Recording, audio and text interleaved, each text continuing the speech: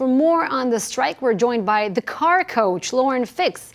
She's an automotive expert joining us from Buffalo, New York. Welcome, Lauren. Uber is set to make its Wall Street debut on Friday. So why strike right before the IPO? Well, the idea is to hurt the company and make a statement because all eyes are on Uber right now. And we just saw Lyft have their IPO, which didn't turn out to be so good in the end. So far, we've seen it rise and then fall quite dramatically. Lyft and Uber are both in a negative position financially. And for all these drivers to decide that they're not going to drive, some drivers are smart enough to pick up those sales while others do have a case, but there's a lot of things that won't work because if they're already taking a loss, this company can't take a bigger loss. Yeah, and Lauren, what exactly are drivers asking for, and can Uber actually do that given the losses that you're talking about that they've seen? Right. Well, obviously, I understand the position of the drivers. The drivers want more pay, and that's understood, but they also want to unionize. And you can't unionize unless you're an employee. They are contractors. They're meant to be contractors for a reason. You make them employees, then you have to pay their health care benefits, and you have to offer them more things such as disability. So when that is not the case, they are contractors. They sign up to be contractors. They know the situation up front.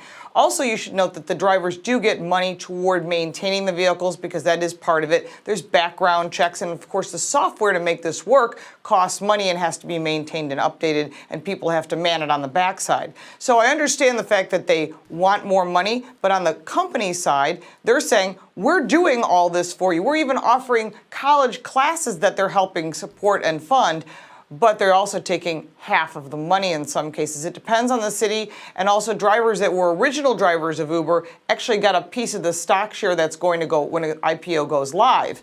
So that means that those drivers that were loyal will get something.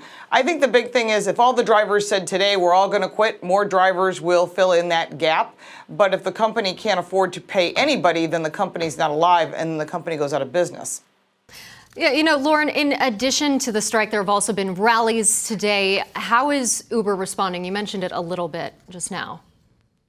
Well, yeah, Uber's responding that, that you are absolutely a contractor. You are not an employee. And on a contractor basis, they can adjust that contract. And what I always tell people, if you're going to be an Uber driver, you should read that fine print, which many people don't. They just sign it on the bottom and say, I want to start driving.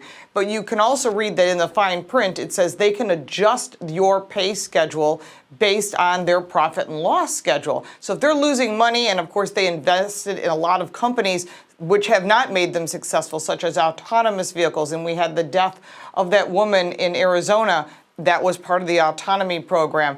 That money has to come from somewhere. Can you imagine what the legal bill was on that? And that money, again, has to come from somewhere. So the company's trying to grow and it's trying to expand and it wants to become autonomous, but I think we are many, many years, possibly a decade or more away from that possibly happening.